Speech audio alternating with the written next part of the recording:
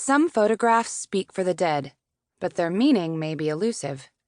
You can't know for certain what's happening outside the frame or what happened before and after the image froze. Look at these 4 black and white photographs. In the first, a young man and woman crane their necks at the camera. They sit on a blanket with a Navajo pattern, surrounded by the remains of a picnic. Bottles of Corona, a half-eaten hard roll, an open jar of Greek olives, a hunk of cheese on a board, a knife. A metal pipe used for smoking hash.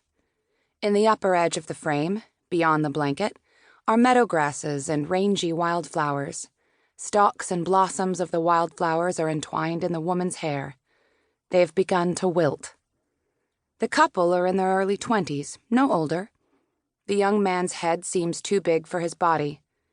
He has a round face, a snub nose, and an undersized mouth tight with disapproval of the bothersome flies, or having his picture taken, or something far worse that he would call evil.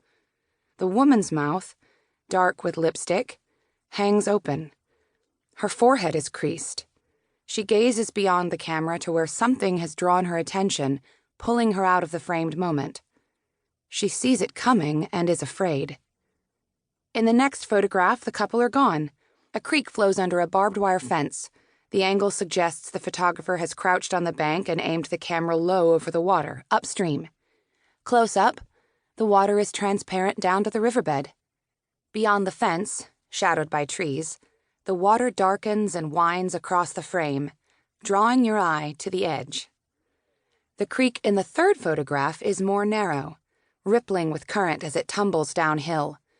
Another low angle, but this time the photographer aims the camera across the water and into trees. No focal point, it seems at first. But keep looking.